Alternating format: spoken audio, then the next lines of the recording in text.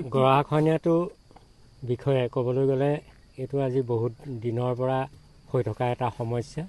কেইবাখন গাঁও সংলগ্ন এই পথটোৱেদি যাবলৈ বৰ্তমান সময়ত জটিলতা আহি পৰিছে।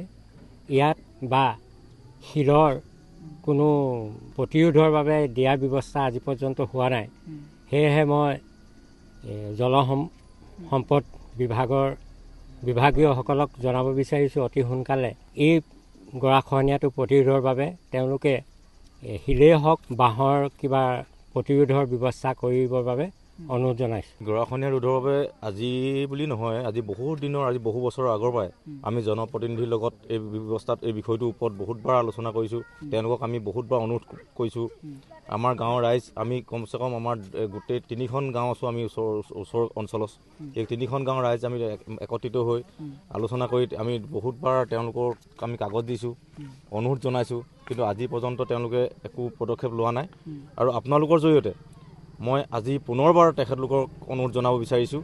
আজি অসম চৰকাৰৰ হওক, আমাৰ যি খোৱাং সমষ্টিৰ বিধায়ক মহোদয় বা আমাৰ ডিব্ৰুগড়ৰ সাংসদ মহোদয়কে সকলোকে মই অনুৰোধ জনাব বিচাৰিছোঁ ৰাইজৰ হৈ, যাতে অনতিপলমে এই ব্যৱস্থাটোৰ ওপৰত তেওঁলোকে দৃষ্টিগোচৰ কৰি আমাক ৰাইজক যাতে এই গৰাখহনীয়া প্ৰতিৰোধ কৰি কৃতাৰ্থ কৰে।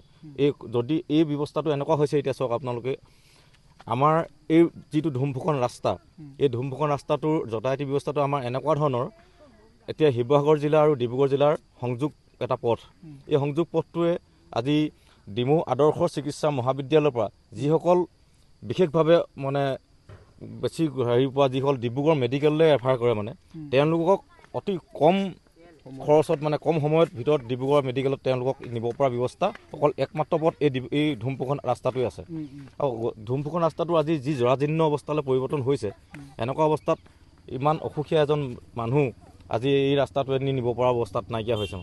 গতিকে মই পুনৰবাৰ আপোনালোকৰ জৰিয়তে, আজি আপোনালোকৰ চেনেলৰ জৰিয়তে আজি আমাৰ বিভাগীয় কৰ্তৃপক্ষ আৰু লগতে আমাৰ সাংসদ মহোদয় আৰু ডিব্ৰুগড় আমাৰ খোৱাং সমষ্টিৰ যি বিধায়ক মহোদয় সকলোলৈকে আমি কাতৰভাৱে অনুৰোধ জনাইছোঁ যাতে অনতিপলমে আমাৰ এই গৰাখহনীয়া আৰু এই ধুমফুকন আলিৰ যি দুৰৱস্থা, এই দুৰৱস্থাৰ ওপৰত দৃষ্টিগোচৰ কৰি তেখেতলোকে যেন আমাক পথটো মেৰামতি কৰি আৰু গৰাখহনীয়াটো প্ৰতিৰোধ কৰি আমাৰ জীয়াই থকাৰ যাতে সুবিধাকণ কৰি দিয়ে।